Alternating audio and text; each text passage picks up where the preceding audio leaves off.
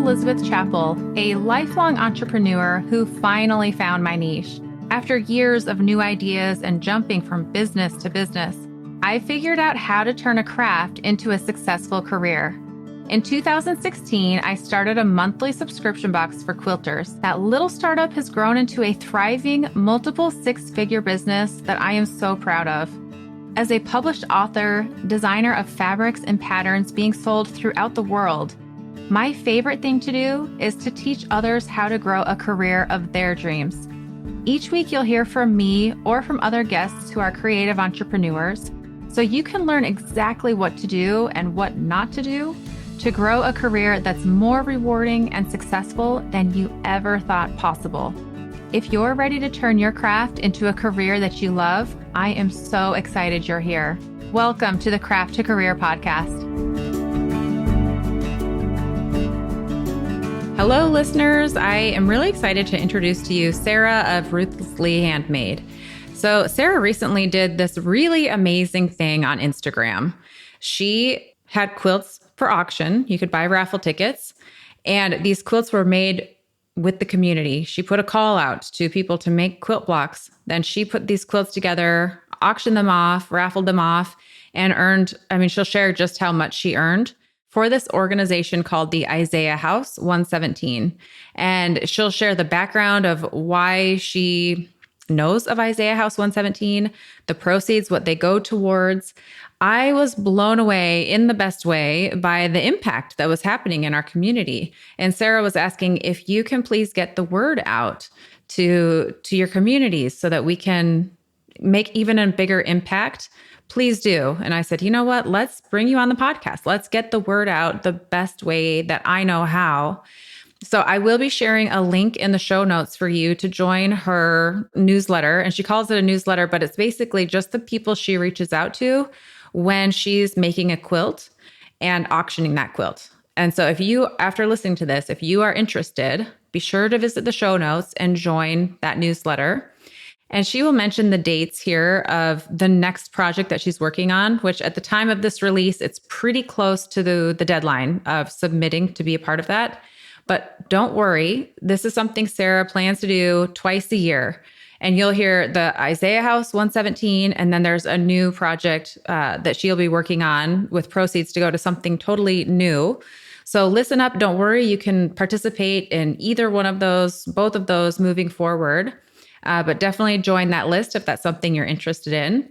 And then let's just listen to what an impact Sarah is making in the world through quilting. It's beautiful. I find it lovely. And I do want to give a trigger warning. We do talk about mental health and sexual abuse and politics. If any of these are triggering for you, then this is an episode to skip. But with that said, let's dive in and I'll introduce you to Sarah of Ruthlessly Handmade. Sarah, thank you so much for being here on the Craft to Career podcast. For my listeners, can you introduce who you are in the quilting community?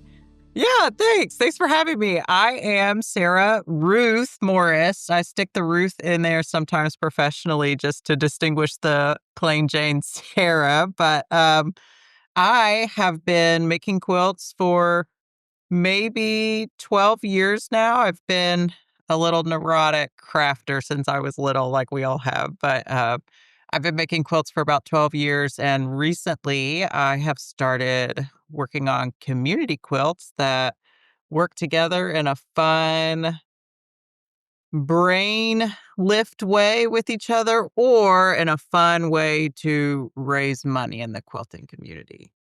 Okay, so let's start with the brain lift way. Tell me more about that. What do you mean by that?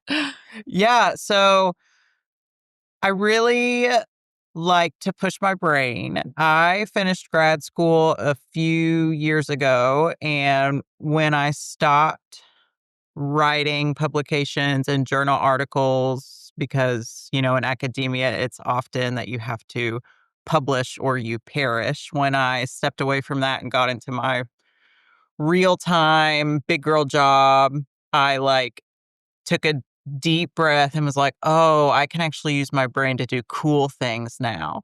And I have solo projects that I work on that I like to stretch my brain on, but also I really like working with people. I tell my therapist often, I'm like, all of us are literally built for human connection, and I am craving humans and connection and community all the time.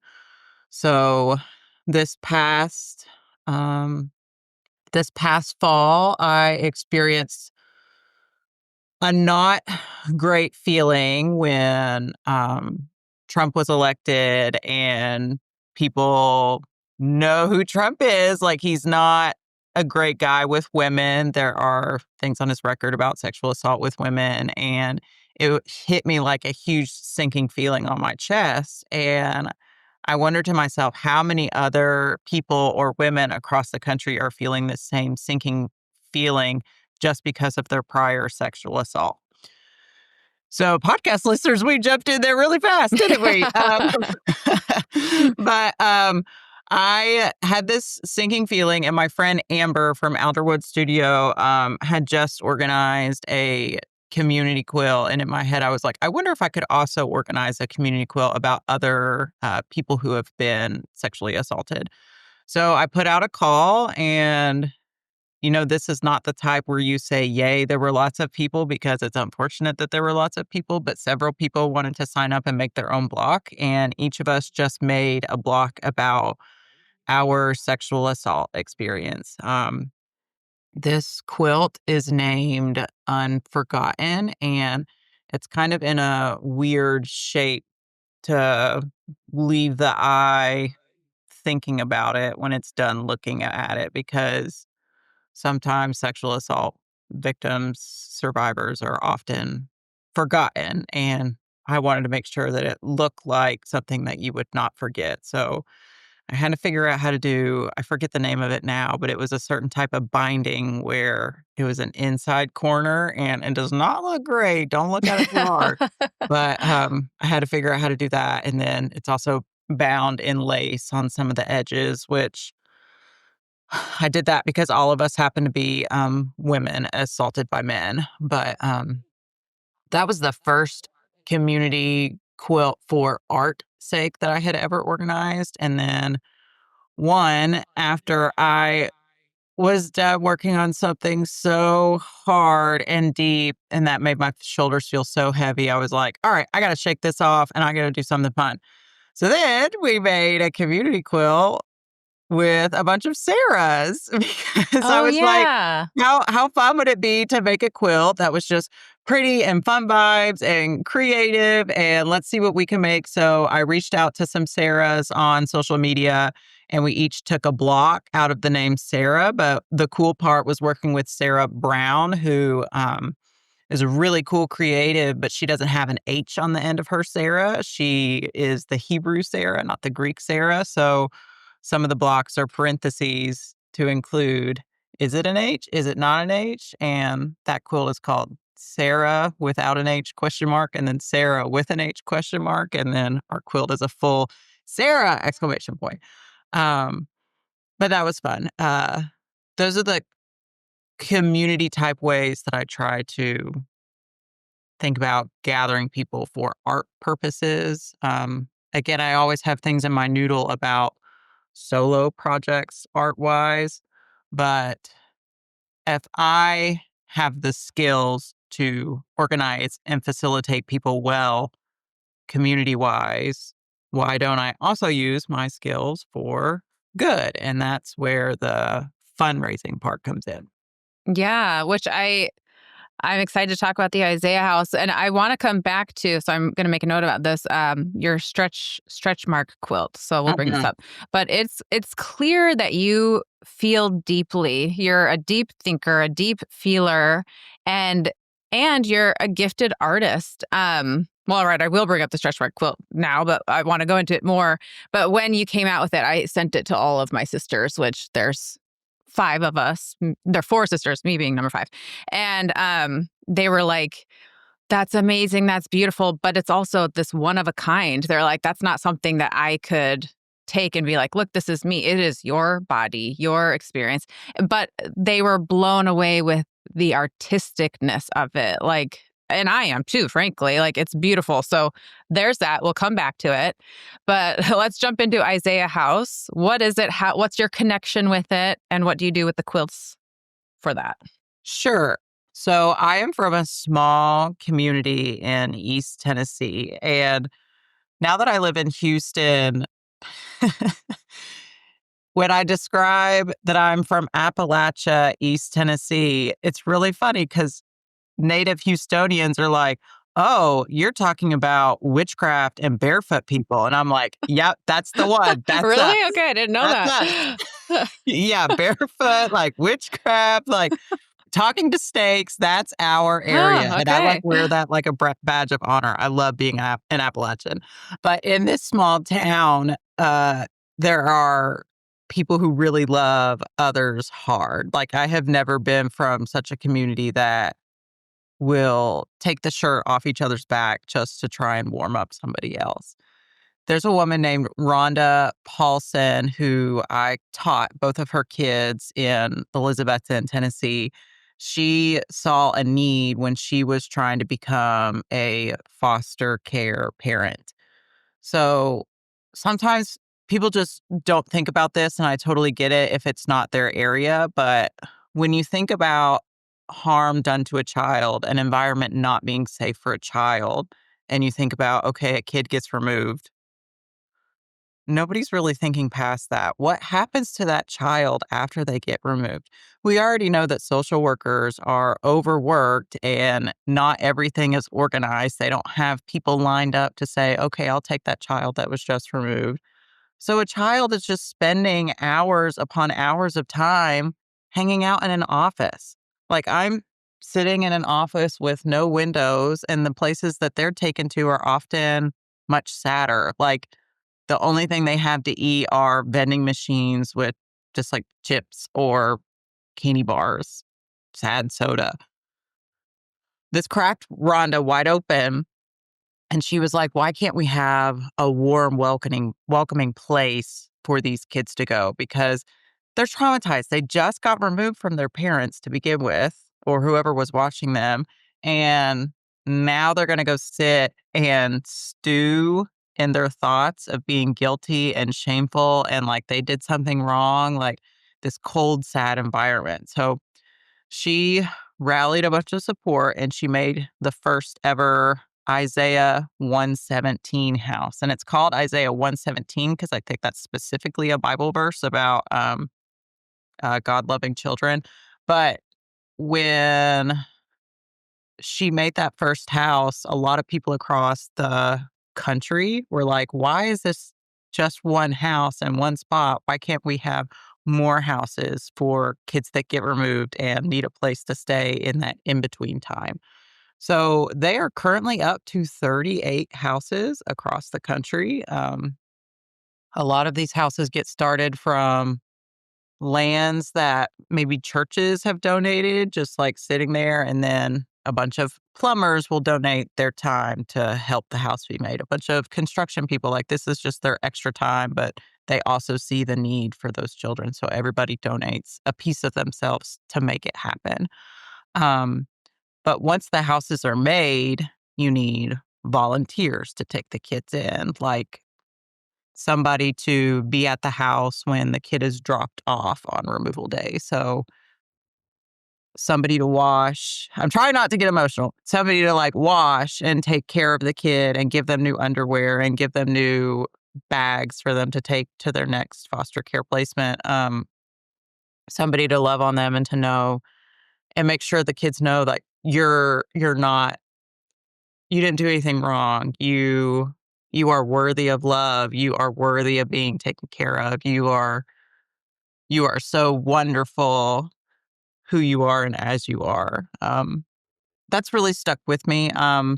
Before I got pregnant and my husband and I wanted to have kids, audio listener, I just did quotation marks because it's a long story that's too long to talk about here. But I had a heart for adoption and foster care and taking in foster children. And that's I'm not saying that that's not in my future. We bring it up a lot how we might do something like that, but I am a teacher at heart and I love my kids. the 5 years that I was a teacher, and some of them did go through Isaiah 117 houses. And anything that I can do to help ease a burden and to make a child's worst day better, please let me help. Please let me do what I can. So, one year when I was in grad school, I had an idea. I was like, what if I got a log cabin quilt together? Because log cabin quilts, the center is red, normally, traditionally, for the heart or the hearth of a home. Sort of like the Isaiah 117 house always has a red door. I was like, why don't I make a log cabin quilt and sell raffle tickets? And then all of that money will go to the Isaiah 117 house. We made, I think, 3 quilts that first year out of just bunch of log cabin blocks sent in. There wasn't any theme, which retrospect, whatever. Not my best Mm-hmm. moment, but and then like 2 or maybe 1 extra quilt were donated and then just raffled those off. I took 2 years off maybe, or maybe it was just 1 year because I was unexpectedly pregnant and then grad school was really hard. So took a step back from quilting. But then last year was the second year of doing it. And we raised, um, it was in between $8,000 and $9,000. That was the final number of getting donated to them. And we had 9 quilts. This year was a good year. We had Mm-hmm. 12 quilts with lots and lots of directions given by me. Like I I like to claim the artist title because I don't like being told what to do, and I feel like other artists don't like being told what to do, but so many of my friends were like, "Sarah, you have got to give some direction." People like being told what to do. Yeah. They like being given like uh Parameters. yes, a parameter. Not everyone knows what is going on in your head. And I'm like, okay, I can do this. So I felt very bossy, but I made like a 17-page document and everyone was like, yay, this is awesome. So 12 really nice looking quilts were made and $14,845 came from those 12 That's quilts. amazing. Yeah. So you happen to be interviewing me today on Giving Tuesday. Happy Giving Tuesday, everybody. I didn't know that was a thing. I know. Okay. That money will be going to the Isaiah 117 House organization very soon. It takes about $300 to $400 on average to pay for a child coming through one of their houses, which a lot of donors, I could tell when they were, buying tickets, they were trying to hit that $300, $400 mark because they thought, okay, this is my one kid that I want to be with on their hardest day. A day that they can feel a little less alone. So, yeah, we've had really good success, especially this past year, the 3rd year. Yeah, I love it. And I'm new to knowing that you did this. And so when I found out about it and you were like, help spread the word, I'm like, yes, let's help spread the word. So for anyone who's listening who would like to participate, it sounds like you take quilt blocks. Well, tell me all the ways. You tell me. How can people participate? Yeah, thanks for asking because I see it as 2 parts in my head. Part 1 has to happen, and if it doesn't, part 2 doesn't happen. Part 1, we have got to make some quilts.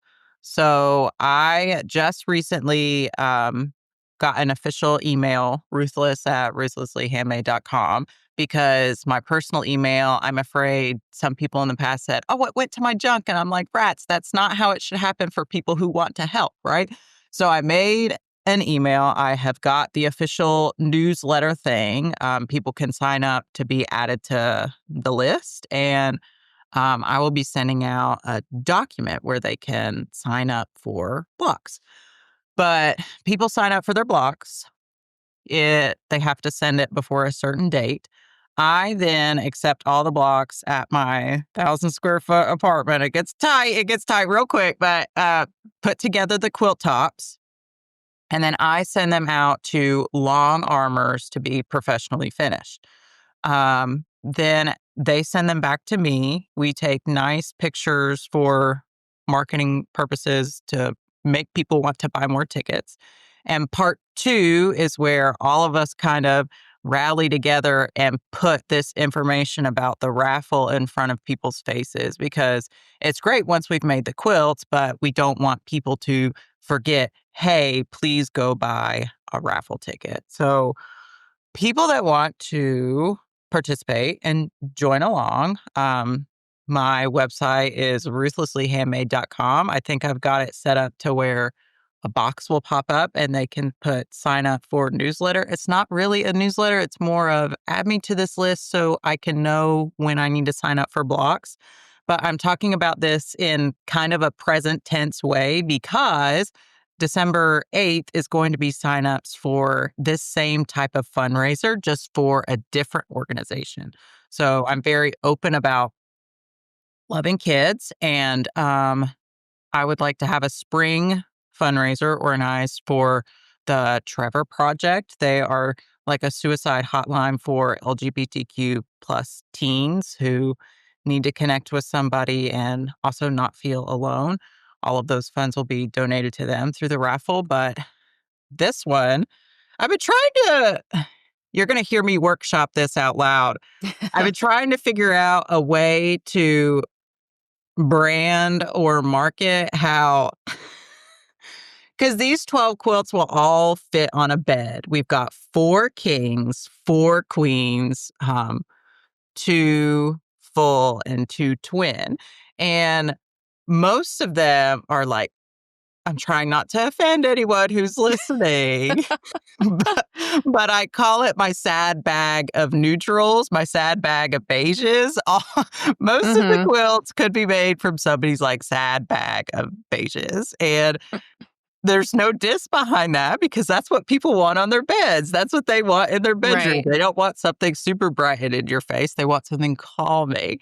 So I've been trying to workshop and figure out how to spread the news about signing up for these Trevor Project quilts because we're about to go into winter time when everything is gray and sad and people are feeling sad. And I'm like, oh, you're feeling sad? Why don't you make this super depressing looking quilt with us? That sounds awful, but I've like in my head, I'm trying to put the best word spin on it. However you see it come out on my social media is the best that I've got. But December 8th, yeah, that's what we're doing. We're trying to rally support. If you're wanting to know the total number of blocks, Yeah, I am this- curious. yeah, this past Isaiah 117 House fundraiser, year 3 was 400 some blocks, but they're all the same shape. They're 14 and a half inch log cabin squares. This Trevor Mm-hmm. Project one, wowza, is like 940 blocks. Oh my. All different types of shapes. It's mostly traditional blocks that I've pulled free tutorials from the internet. Mm-hmm. Yeah, what size? Is it the same, like Oh, 14 and a half? it's different. Oh, it's all over. Yeah. So lo and behold, Stitchery had a free sawtooth star one that's 8.5 inches, and Mm-hmm. then somebody else I'm forgetting right now had a courthouse step one that might be 21 inches. Like it is all over the gamut, which I'm very nervous about, but This is on you to put it all together now. yeah. So Yeah, I am very nervous about, but from what I've learned with rallying community support is if my heart is in the right place and if my intentions are in the right place, it's going to work out. I will probably learn lots this first time, this first yeah. year, this first spring round of fundraiser for the Trevor Project. But I'm a human capable of learning, and I know that I would do better the next round. So that's nice knowing going into it. But surely it's going to work out with tenacity and passion and just wanting to do something that's helpful for kids. So I am curious if, like, I want to sign up to make a block. Do you have a color scheme then? Is it like it needs to be with like this? If you're going to use AGF or you're going to use Kona or whatever fabric, it's got to be these color swatches? Yeah. So that was another thing, encouraged by some friends. They were like, you have got to be specific. I'm like, no, can people just not use their eyeballs and look at that? And they were like, no, you have to be specific. Yeah. So in this document, I have got listed, Steph Scardall does like a Quilty Solids app that if you upload a photo, it'll pull the hex and match up Oh, quite cool. closely with solid names. I pulled solid names from Kona, AGF, Motabella, and Confetti Cottons. I pulled 4. Next year, if somebody is asking for a 5th or 6th one, whatever, I'll add it. I'm open to feedback. But I pulled 4 and listed those names of solids from the color scheme that we have for each of the quilts. It took a lot of Smart. time. It is smart. Yeah, this is a lot of work on your end. Yeah. Yeah, it took a lot of time, but I think it will be worth it. And somewhere within the document, I add like, be reasonable because I'm still the person that wants you to use your stash. But at the same time, you can tell if something is too far off. And I put in there, if you have to question it and if you're thinking about it, then you probably know that it's not close enough. Like we all Yeah. have that instinct feeling as quilters and sewists that if we hesitate, if we pause for a second, we know that it's not. So if you have that feeling, maybe you should go to one of these, I think 7 fabric shops that have these solids and you should just buy it. Yep. Okay. Not to go on a tangent, but I love fashion and I have that same mentality with my fashion. If I put on an outfit, I'm like, is this working? I'm like, if you're questioning it, it's not. Just Yeah, don't do it. Like, exactly.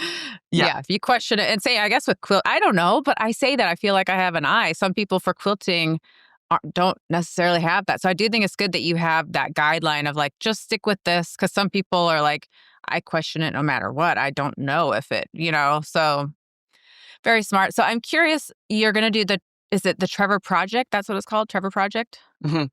Trevor Project, Isaiah House next fall. Is that the plan? Yeah, so I'm hoping that moving forward, I can have the Trevor Project in the spring and the Isaiah 117 house in the fall and just have 2 major things like flip-flopping like that. I'm going to throw out a little idea into the orbit for your listeners. A friend of mine, Jaya, who also has been passionate about community quilts and fundraising in the past before, has said, I wonder if somebody could together a quilting bee where each person takes a month, makes a community quilt, and then they raffle it in their month or the time after the quilt is made, and then they get to send the funds to whichever organization they want. And that's a really good idea. If I did not have a full-time job, Yeah. I might consider something like that, like being the person who organizes these 2 major ones and like the fundraiser community quilting bee type thing. But at this moment, that's not something that I can personally take on. Well, even I'm hearing you doing these 2 things. That's a full-time job, like Right. you're doing a lot already that, um, you know, it's a lot of work. It's a lot of, and so I'm curious, do the long arm quilters donate that service? Yeah, I'm glad that you asked about it because this will give me a second to brag on the long arm quilters. Everyone's like, oh, Sarah, you do so much work. Yeah, Sarah, yes. I'm like, y'all, we are making king and queen size quilts. Long armors are just giving that away for free. Like, holy smokes. Yeah, that's a Wow. lot. Yeah. Yeah. Like, they are giving their batting, they're giving all that thread. Um, People who are long armors will know when I say that I'm asking them to zoom in on the stitching. Like I'm asking them to make it smaller because Mm, truthfully with community quilts, sometimes the blocks yeah. are not quite the best. So like the more Right. stitching added to the better. So I'm asking them to do these extra things. And then most of them put the binding on for me, which from what I've learned from Huge. my long armor friends is a big deal to long armors. And they're just giving that away for free. And I think that is so incredible because these quilts, part 1, doesn't get done without them. So every time somebody's like, oh, Sarah, you do so much. I'm like, Have you thought about these long armors? Because these long armors Right. are just giving it away. Well, and the photography, I'm assuming you get donations. I don't know how that works. Yeah. So when I'm rallying funds for shipping, I include in there, hey, and if we get extra money for the shipping pot, because the quilt has to go between me to the long armor, back to me, and then, excuse me, to the winner. That's a lot of money. $570 was donated this year, and all of that got eaten up by shipping very fast. Mm-hmm. So this year we didn't get to hire somebody for photography, but my friend Beth and my other friend Kaya both have cameras, and they turned out nice pictures anyway, so we didn't really need to Yeah, hire they someone. did. But I will say the nice swanky place in Houston that I reached out, can we please have this photography spot? They last year they gave us an hour for free. This year they gave us 3 hours for free. Oh, awesome. Studio 1220. That's we can't do that without that studio, Yep. right? So there's lots of moving places of people just like giving themselves and giving their labor, giving their time, giving a chunk of themselves literally to make this fundraiser happen for kids' worst days. Like it all comes back Yeah. to the kids. Well, and then I'm thinking like Sharon says so. I mean, people who have big audiences that do fundraising things, like to reach out and say, "Hey, would you be willing to share about this next whatever February, whatever fall?" I have the marketing brain, so Yeah. I'm always like, "How do we market, market, market?" Yeah, but it's such a beautiful cause, and so many people coming together that obviously feel passionate about it as well. And I will say the quilts were really beautiful. You did a good job. Like I put some raffle tickets in. I really wanted the rainbow. I think it was like scrappy rainbow Yeah. one. Were there some standouts like okay, this one was like way more popular than the others or Yeah. So the one you actually referenced was our most popular one this year, and I was shocked. So really? the first 2 years, I've called Scrappy Queen, and it has not been popular Oh, because really? yeah, the directions for it, I can own something. The directions for it have been like scrap buster, use your scraps, and then that's all the direction I would give. So people would, how do I say this as nice as I can? Uh, It didn't look good. yeah. People would send in blocks that were not cohesive and not to their fault, but to the Right. person organizing saying, bust your scraps. So I retired that idea and I relabeled the Scrappy Queen this year with, okay, 7 people can sign up for a red block, 7 people can sign up for a pink block. And it looked really nice. And it was It so did. nice that it raised the most money because I was like, oh, how cool. I was also really tickled with the 70s throw. Do you remember seeing that one? Yes. Yep. Carly's panto on that one, like that one was like chef kiss. It came all together, and I opened up a feedback form for people to give ideas for next year, and um, to share this with you and maybe some podcast listeners. 7 people filled out that form, and they were like, "We could really use a black and white log cabin quilt." And I've read that, and Hmm. I've been like, "Huh." But I can't, like, not do it because Yeah. that many people 7? were saying yeah, 7 out of, 61 people have turned in the form, and I've been like, "That's, like, a sizable amount for a very It specific is. request," so I'm gonna have What to would that look like? I'm trying I to think. know. Black and white. I've talked about it with some friends, and they've said that it's printed blacks and printed whites because at first Mm, I was like, "Solids, yuck, right. I don't see that," but now that it's printed fabric, I guess it could make more sense. I think maybe I'm gonna be something like Google that. imaging this. I Yeah. very much wanna, like, get a visual. Yeah, I see it in my head as being something cute with, like, stars, but Mm, traditionally, and I don't think I'll ever veer from this, the Isaiah 117 House fundraiser will be log cabin blocks just because of that connection with the heart of the home and the center being red traditionally sort of thing. yeah. People that filled out some of the feedback forms, they were like, I don't understand how you made 12 quilts and all of them are log cabins. That seems really strange. I'm like, are you new here? Yeah. This is for the connection to the red door. But This that one was was, intentional. Yeah. yeah, yeah. No, that's The funny. Trevor Project one has all 12 different quilts and lots of traditional blocks. So different, Yeah. different stuff for that. Well, now I'm thinking, now my wheels are turning. I'm like, oh, I've got suggestions. I've got ideas too. Like Yeah. Yeah, and that's what I love. I love the community behind it. I love that it's all people getting to do things that I don't want to sound like a jerk. Mm.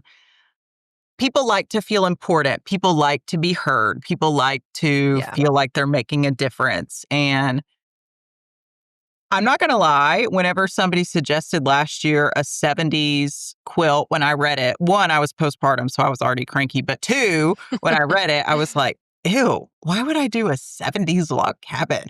But then I got over myself and I put out the call and the signups filled up super fast. And guess what? It made a super popular quilt that raised, I don't know, maybe it was $1,500. $1,500. So once Yeah, I got that's over myself, awesome. yeah, like I could listen to people. People can give me opinions. It's community. I'm not like I mentioned earlier, I'm not the fundraising queen bee Right. person. I'm just person trying to get money together for No, kids. feedback sucks though. I get it sometimes and I'm like, no. And I have to sit with it and like let it simmer and like, okay, fine. There's actually some value to what they said, And yeah. Well, okay. So changing gears. Well, actually, before we move on, so people who want to join, you said go to your website and there's a pop up, or is there like a link in your bio and Instagram? Where are the places they should go to sign up? Yeah, either my website is linked in my Instagram bio, or they can just type out ruthlesslyhandmade.com. Either one, they should go to my website and it'll pop up. Their email address will get collected. And sometime around December 8th, I'm going to send out the signups to those people that are signed up for that list first. I understand that there are 940 blocks, which I don't think that means 940 people because several people sign up for 2 or 3 blocks. Like on average, 2 or 3 blocks is what people sign up for. But after a few days of the people on my list having access to it first, I'll probably link it to my Instagram and be like, here, sign up for whatever's left. I will say, if you're listening and you heard me make that little joke about the depressing, sad winter quilts that are sad beiges, we do have 3 that are going to be very bright and very saturated. So if you do like to sew with bright printed fabric, I think those slots might go fast. So hop to it. I mean, I feel very sad and boring, but like I like the beige, my house. I mean, I do. We just got new carpet in a room last night and I stepped back. I'm like, this is all very monotone. Like my house is very monotone. Yeah. So I do get it. Like that is my preferred home decor. Call me boring, call me whatever, call me trendy, call me whatever you want. But that's what I like. And like I totally get it. So in Arkansas, I painted quilt blocks in our living room and they were so bright and loud and I was so happy to see them. And by the end of the 3 years, I told my husband, I was like, holy shit, get these out of here. I need white, Right. calming, Calming. like Yes. Right. I want to Meditative. like Like, relax. So yep. our bedroom is back to like the lightest lavender, the lightest like and Right. that's what people want. That's what they need in their house to relax. So I'm like, I'm right there with it. Right. You flip through Pottery Barn or whatever, and you see it's what you see. Yeah. So I think you're onto something there.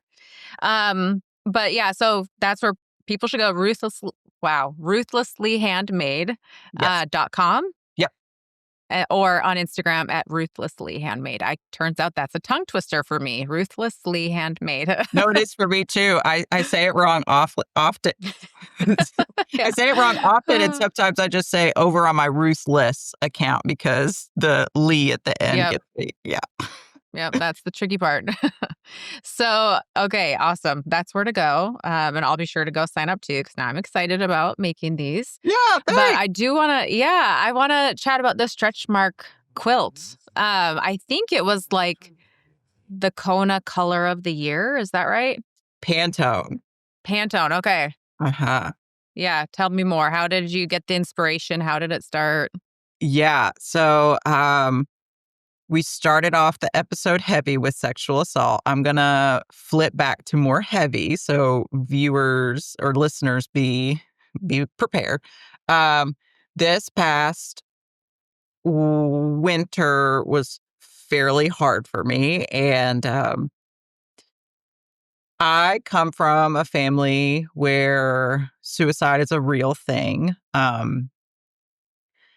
It's kind of passed down genetically to all of us to where we all have our own flavor of mental illness. When I moved to Texas, I found it very hard to acquire my antidepressants. No longer could I show up to my primary care physician and be like, hey, I've been on this medicine since I was 21 years old. Can you refill it for me? They gave me the hardest time, and they said that I had to go through a psychiatrist to be able to refill my antidepressant. I've lived in Tennessee, I've lived in Arkansas. This has not been the case. It's always just gone through my primary care physician. When I met my psychiatrist, the first thing they said was, have you ever thought about going off your medicine? And whenever she first said it, I was like, fuck no, I'm kind of crazy. Why would I think about going off my medicine? But two, no, I've never thought about it. She's like, well, maybe you could try and see how it goes. Oh, So when dear. I was about to give birth in October, um, I saw the opportunity of crazy postpartum hormones as a good time to also couple with getting off of my antidepressant. Listener, Yikes. this is, Okay. Yeah. I remember telling it to the nurses who came in to offer me my medicine, and they were like, oh, that doesn't sound like a good idea. I was like, it's fine. I'm already going to be crazy from postpartum. So might as well just like lean Embrace into it. it. Yeah. It was not a good idea. November came, December came. I just like kept getting meaner isn't really the word because I have OCD, but like things really come to life and come alive in my head, and it orchestrates and it festers and it oozes. And it was a really hard winter.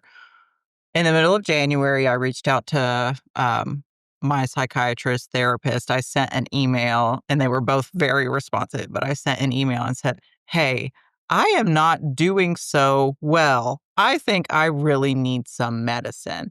And I not only got put back on the same medicine that I had been on since I was 21, I upped the dose, and I had never upped it before. The way my brain mellowed out and smoothed out and took an awesome ride was amazing. I kept telling my husband, I was like, "Is this how people feel every day?" Like, I Right. would Yeah. just slide into a seat, and I would sit there, and I'd be like, "Man, I haven't thought about anything for 30 minutes. What? I haven't thought about anything for 30 minutes?"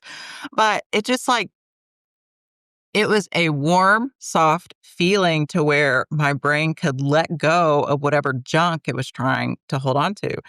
So I decided I'm going to start making an art quilt. I've always wanted to. Why not try? I bought EQ8, and I took a picture that a friend had took of my parents' house, and I turned it into something colorful and geometrically shaped and something that shone out so bright in my head. And I was like, I made that. So that was my first ever art quilt. And as I'm finishing this first ever art quilt, the Pantone challenge comes out with like mocha mousse. And I remember seeing it and I was like, damn, that color's kind of depressing. That's like a little depressing. And I thought about it and I was like, they describe mocha mousse as something like comforting, something like indulgent. And I started thinking about my life and thinking about where I was postpartum and how I was mentally. And I was like, what if I took that comfort and something that they're saying is indulgent? And what if I twisted that into something kind of something kind of discomforting. So that was how stretch was born. I have always known that I wanted to process my former eating disorder with my hands physically into something art wise.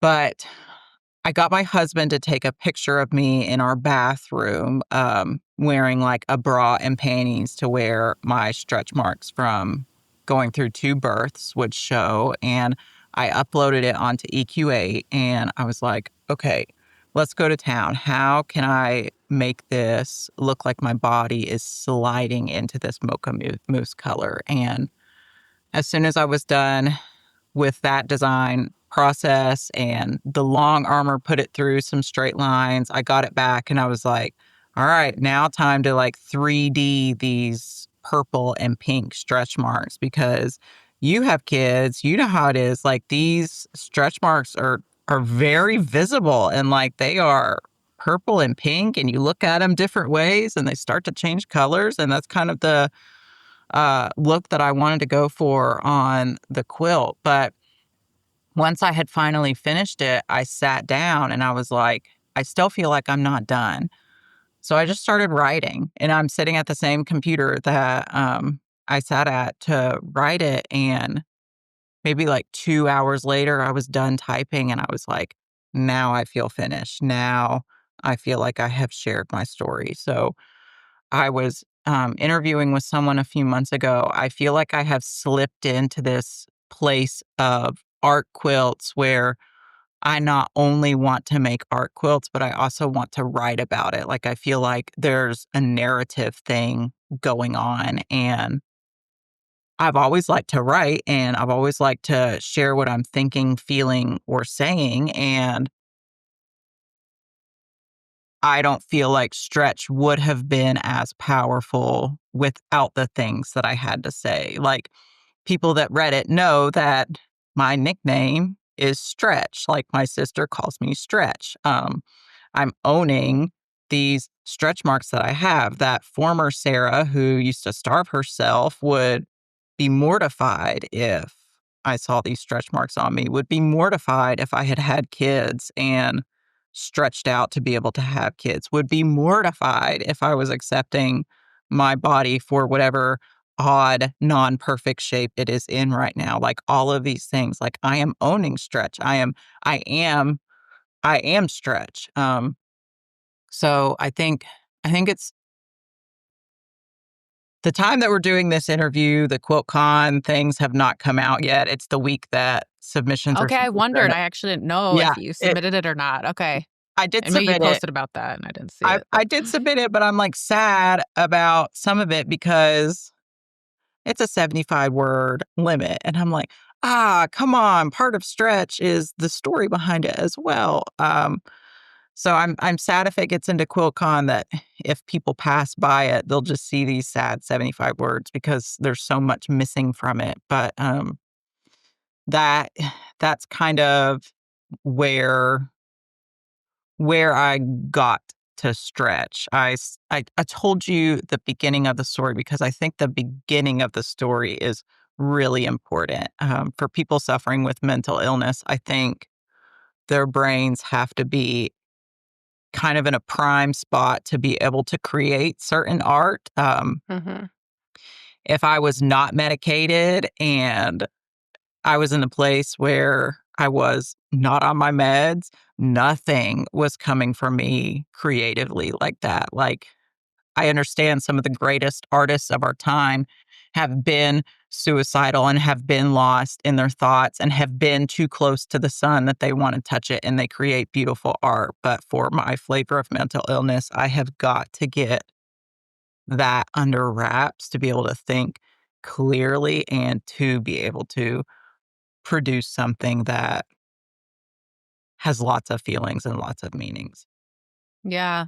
Well, and I know for my flavor of mental illness, I ebb and flow and I'm learning to be more gracious in those times where I'm just like mush and I feel very unproductive and like a waste of space, and learning to be more graceful and to like, it's okay, sit with this. It's not going to be forever. But do you go still through those ebbs and flows even on medication? Yeah, so I still praise to everyone. I'm like, hey, feeling blue? Up that up that medication. You might be surprised. I still am thanking my therapist and my psychiatrist for like upping it for me because I have never felt this calm is not the right word because I know that I'm a high strung person, but like quieted chatter in my brain. But even if through that quieted chatter, like, for example, my family got the stomach bug twice in 3 months, and that happened a few weeks ago, or maybe last week. And when I'm sick, I feel pretty down. You mentioned worthless. I feel very worthless. Like I'm just lying there and I'm like, let me think about all the things that I could be doing and producing for the world, for my kid to be a better citizen.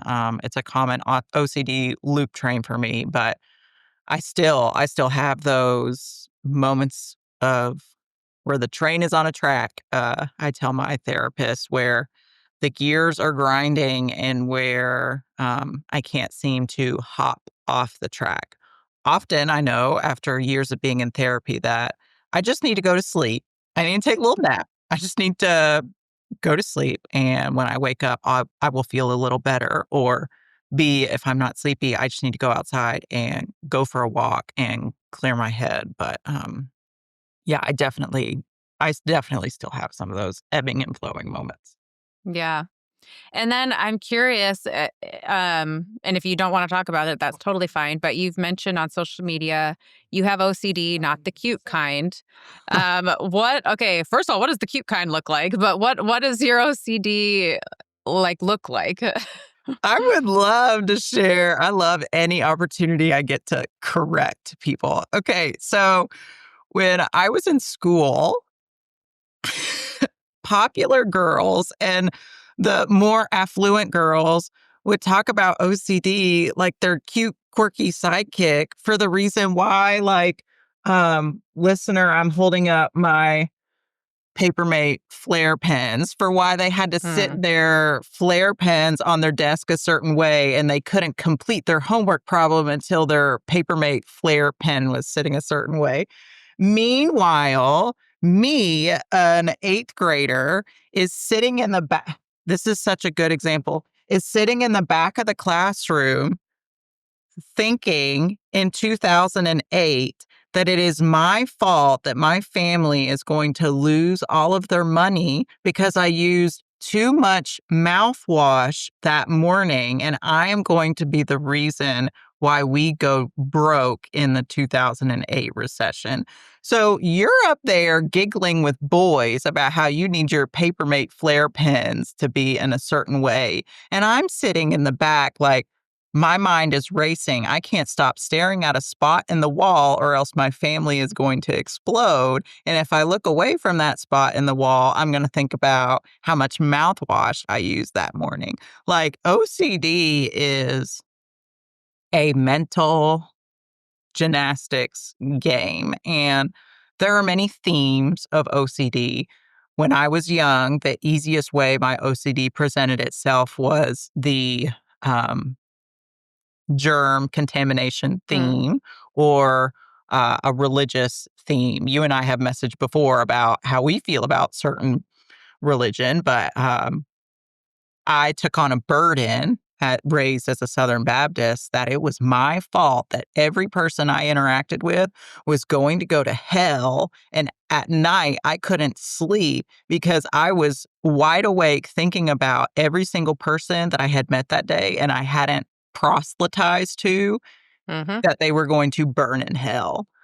So, listener, you just listen to me talk off the cuff for 2.5 minutes of what everyday OCD feels like. That is not cute and quirky. That is hard stuff. Like, people with actual OCD don't want to talk about it because it is hard to open up and be like, this is what my brain looks like. And people hear it and they're like, oh, gosh, that's kind of yucky. And we're like, yeah, imagine how that feels doing every single day. And my themes are different now that I'm older. My Mm-hmm. therapist and I joke that it's the JV squad versus the varsity squad. Sometimes I think about the religious and the contamination theme being as my JV squad. Now I often find myself in the theme of like life or death or morality. And sometimes if you look at how I do things like organizing big fundraisers, maybe Hmm. you might be like, oh, that might be connected to an OCD theme. But it's nice to be medicated though, because those grinding and those thoughts often slow down or get quiet with higher medication. Hmm. So medication does help with your OCD. Yeah, we like to think about it in two ways. You have things that you obsess about, and you have compulsions that come from your obsession. I think everyone can relate to this one. I just hate the stomach bug, okay? I think everybody doesn't really prefer it. If you're around somebody with the stomach bug, you might have a thought in your head, ew, I'm going to go wash my hands. That was a thought, and then you had an act after you had that thought. For someone with OCD, they might think about it for 4 to 6 to 8 hours. Just think about that person getting sick with the stomach bug, like over and over again, and their compulsion of washing their hands or cleaning something with Clorox or uh, maybe somebody listening actually has a contamination theme, but there's actually that special type of Clorox that they sell for the stomach bug. And they're like, oh, yep, I know which one you're talking about. But clean I did and not know they had that. oh yeah, it's a thing. We know. But like clean it and have a compulsion every single time you think about it. So, as a teacher with my Mm, contamination theme, I often had raw hands because mhm. part of my thing was following out that compulsion every time I had an obsessive thought. So now this is just totally curious. Yeah. OCD, is it, you know how like people will count or they have to move their fingers a certain number way? Is that OCD or is that something different? And you're not a therapist, I don't know, but I'm No, curious. it could be OCD. It definitely could be like, have you seen Grey's Anatomy? Hmm. And the guy that says that Christina has to say clean, clean, clean like 3 times before he goes under or something. Mm, yeah. Yeah, it's OCD because often you have to act out that compulsion or the obsession gets worse. Like your brain is saying, if I don't do this compulsion of touching my fingers in this way, my family might explode. When I was postpartum with Nicholas this past a little over a year ago, if I didn't turn the doorknob a certain way when I was closing his bedroom door after saying goodnight, I felt like he was going to suffocate and not make it through the night. Like all of these things stem back to this underlying obsession and how you act on it as a compulsion. Hmm. Interesting. Okay. Well, this has been super interesting and insightful. I really do love the deepness that you feel things, and it brings something to the world that could not be if you didn't feel so deeply and care so deeply. And it's a beautiful thing that you are able to, and your artistic ability, I have to say, like the art quilt. I Did you do applique on your stretch quilt? Was there applique? Yeah, so I appliqued the stretch marks, so like the chunky pieces of fabric on my legs and chest. Okay. Okay, I also have to note, so Ehlers-Danlos runs in my family, which is like Mm, extra stretchy tissue. So I don't have stretch marks. Like, mm. so when and I'm actually very intrigued by the stretch marks. I'm like, really? Like, it's a very intriguing thing for me. So when you're like, you know what they look like? I'm like, no, I don't actually. So it's very intriguing to me. But side note, anyhow, beautiful, beautiful work that you have. We'll be curious to see how it turns out with QuiltCon. But regardless, it's a beautiful quilt that's out in the world. And for our listeners, I hope that if they're interested, that they can help participate with your raffle tickets, your fundraisers, and all of that. So thank you so much for coming and sharing about this and bringing awareness to the listeners. Yeah, thank you for having me. I'm really excited to have some more people jazzed about signing up and making more money for kids in need happen. Yeah, awesome. And will you say your website again? We'll put it in the show notes, but just so it's top of mind. Yeah, I'm going to say it with no mess ups. Here we go. Ruthlesslyhandmade.com, or you could find me on Instagram at ruthlesslyhandmade. Awesome. All right, listeners, go check it out. And thanks again for being a guest here. Yeah, thank you. Listeners, wasn't that amazing? I love what our community can do, the impact in the world that we can make to people in need. And I love that this is something Sarah will continue to do moving forward. If you are as excited about this as I am, then be sure to join her newsletter link. Again, I'll put that in the show notes. And you can be informed whenever she plans to make a call for quilt blocks. And, as she mentioned, she'll have the guidelines so that everyone's as cohesive and the quilts are more appealing. And then if you are interested in purchasing or buying a raffle ticket for one of those quilts, she'll also be in touch with you. So Sarah, thank you so much for being here on the podcast. Lovely to chat with you and just really powerful and amazing to see what we can do. Each of us as one individual person making one quilt block, buying one raffle ticket. It all adds up and it makes such an impact in the world. So thank you for sharing that. And listeners, I'll be back next Friday with a brand new episode of the Craft to Career podcast.